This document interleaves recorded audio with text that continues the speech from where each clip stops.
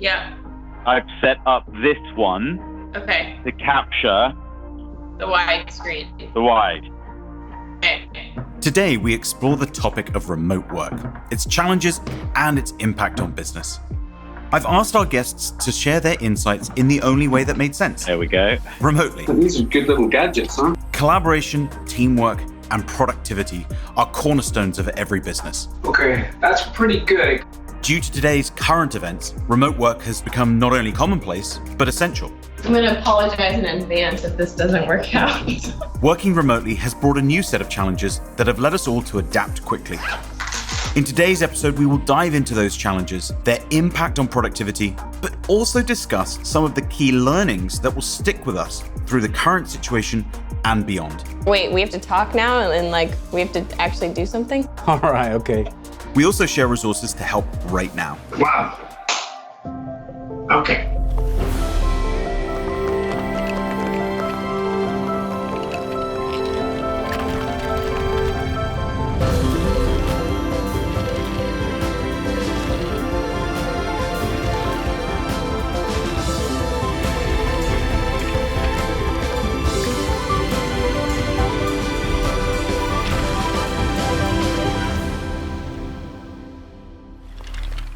In our last episode, I traveled to New York City and spoke with the CIO of Wunderman Thompson, Jamie McLellan, to gather insights on how diverse teams drive productivity.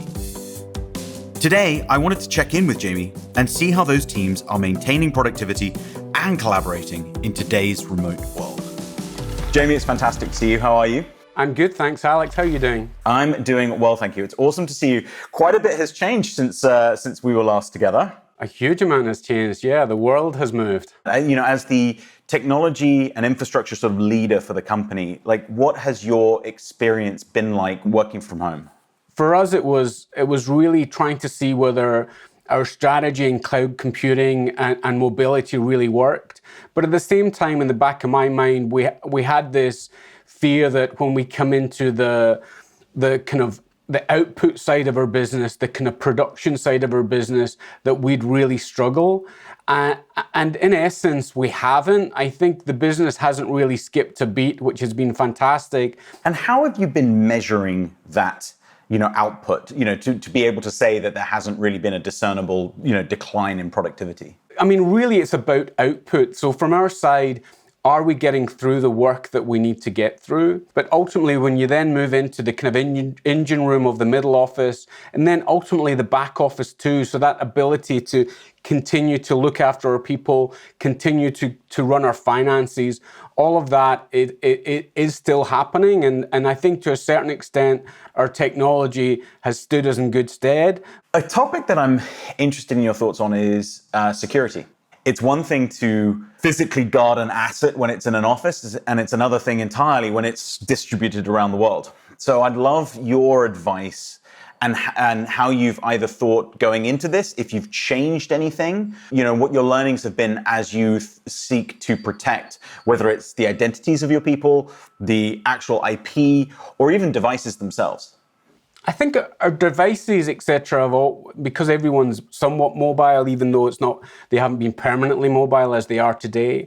I think if we go into the other layers, making sure that things like multi-factor authentication are wrapped around every application you have. And then there's other aspects where, in order to give people the right experience, for their tool set and perhaps even an in-office experience, we've wrapped other things around it, whether it's other cloud technologies or things like Citrix, etc. But equally at the same time, making sure security awareness is front of mind with people as they go forward. And what's been great to see, and we talked about the training earlier, part of our briefing to individuals is just to remind them where our training tools are for security, what we expect of them now more than any time, and how to behave as they go forward. It's no doubt kind of a different proposition with everyone distributed, but we've kind of managed to layer in new technologies quite quickly that help support that and help secure it.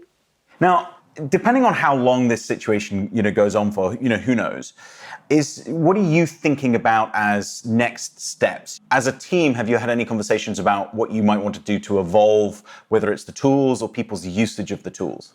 there's kind of three aspects to that. One is the existing tools we have, what more can we do within them? So that may be, for example, in Office 365 or Teams is building in some workflow or some automation or some bots. So what value-added aspects can we explore?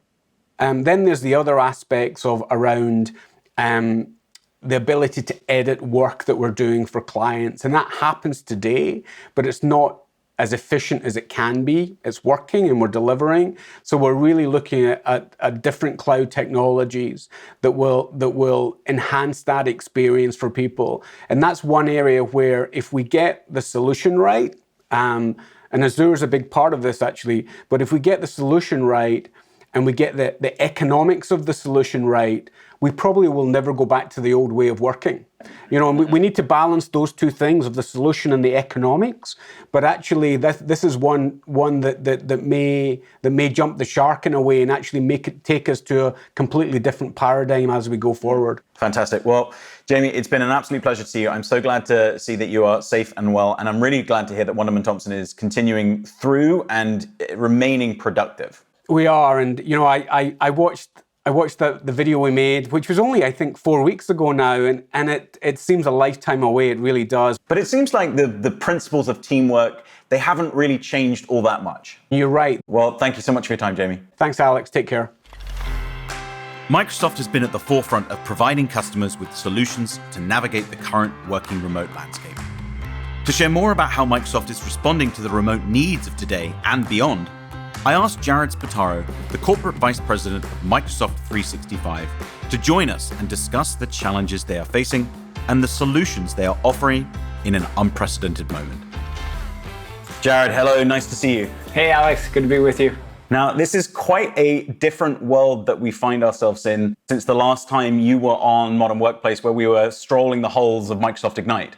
Boy, those seem like days far gone at this point, don't they? I mean, we've been here for a number of weeks working remotely. I think the whole world has been. Leading Microsoft 365, I would imagine that you and your team were already pretty adept at using, Microsoft Teams and frankly, embracing remote working. The transition to working from home technically was not very difficult. That was easy to do.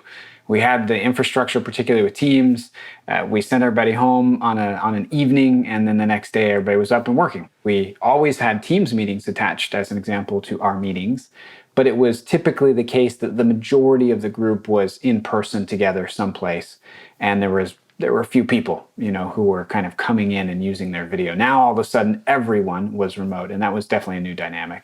The second thing that we've experienced is that the natural, even though this sounds funny, the natural kind of get up and walk physically to a new room or to see other people, that's all gone. That creates a totally different dynamic and fatigue that I don't think anybody in the world had experienced previously. I'm interested in your thoughts on as and when the world begins to get back to being able to go back into the office.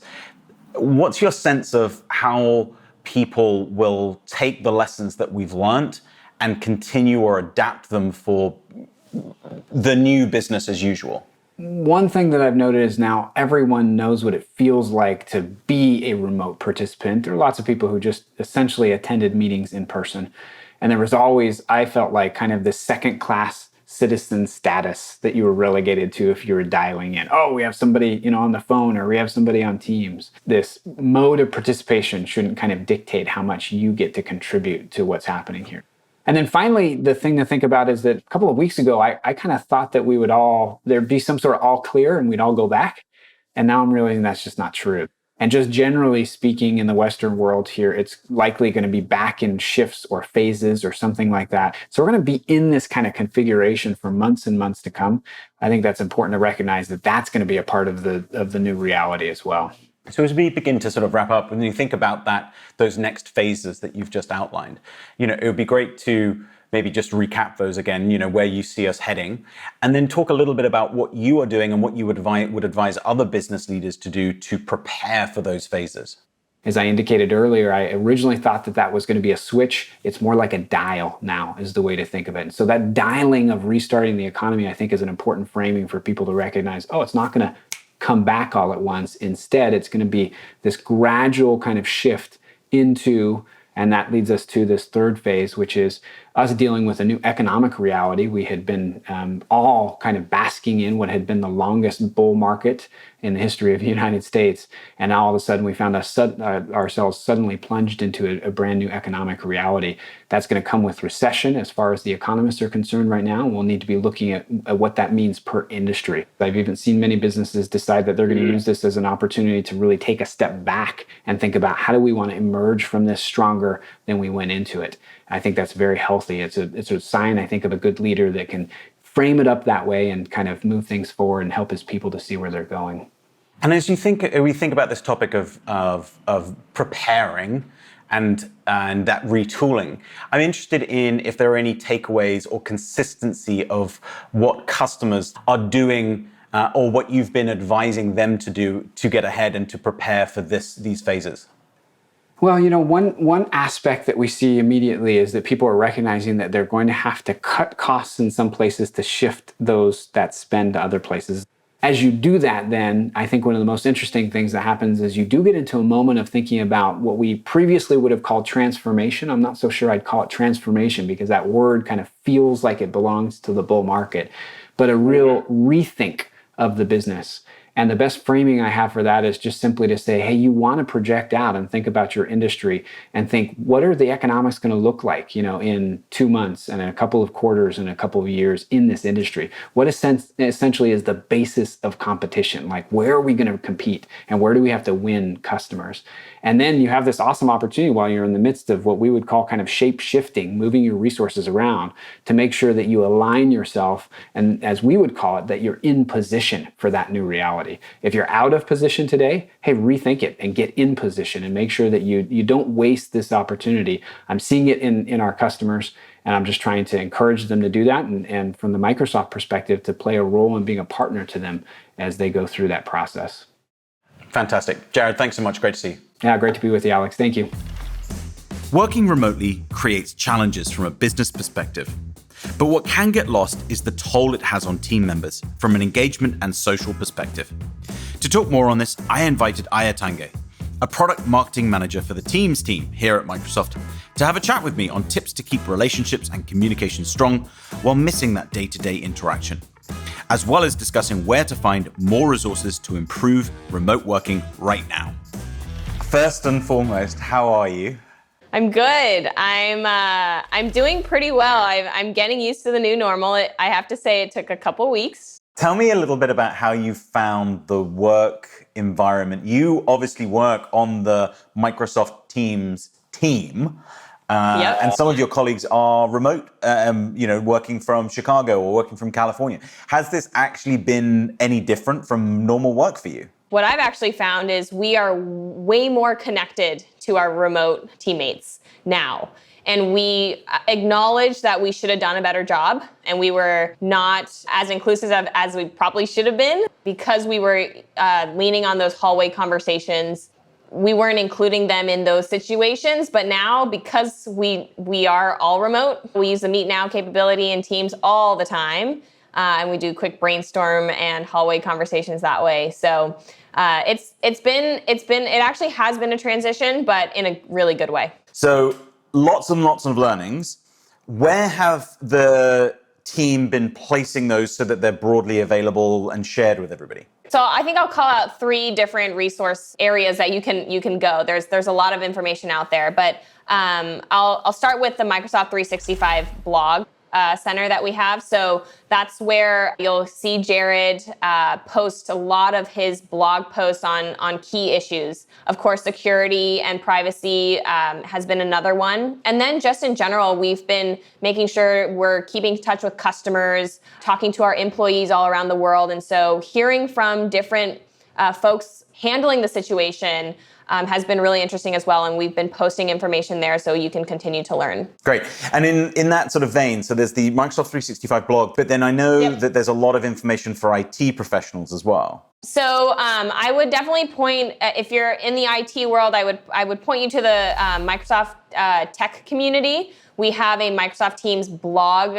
on what we call MTC. So I would definitely point folks there as well. And then last but not least, so we've got the blog, we've got the tech community. What about, more business orientated folks? Yeah, so we recently launched our COVID-19 Business Resource Center on LinkedIn. So this is something where we're taking a little bit of a higher level approach of making sure we have a community where people can learn from others, ask different questions. It's mainly focused more for those kind of business leaders that are trying to figure out, how do I get my organization using Teams, and how do I help my organization with remote work? So that's more of a community-based resource that you can go and learn from folks from Microsoft, but also folks from around the world who are also in the same situation. So it's definitely a learning experience for everyone.